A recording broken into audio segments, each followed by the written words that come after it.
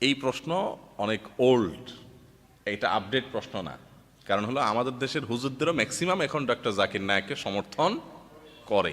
প্রথম প্রথম একটু অনেক আলেমোলামারা একটু শক্ত করে বলছেন, কিন্তু সম্প্রতি আমাদের দেশে আলেমোলামারাও ডক্টর জাকির নায়েকের প্রশংসা করছেন, কারণ তিনি অমুসলিমদের মধ্যে ইসলামের সৌন্দর্যগুলোকে চমৎকারভাবে তুলে ধরছেন। বাকি তিনি মানুষ, তিনি কোনো ফেরেশতা না। আমাদের যেরকম ভুল হইতে পারে তারও এরকম ভুল হইতে পারে। এদেশে বা এই পৃথিবীতে কত হাজার কত লক্ষ ডাক্তার আছে, উনি কিন্তু ডাক্তার পেশাগতভাবে একজন চিকিৎসক।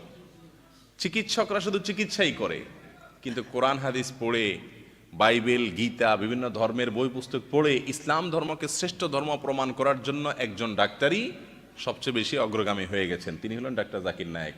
একটা ভালো কাজে আগায় গেছে, তাকে বাহবা দেওয়া উচিত, নাকি আরো পিছায় টেনে দেওয়া উচিত? একটা ভালো কাজ করলে তাকে আরো বাহবা দেওয়া উচিত না?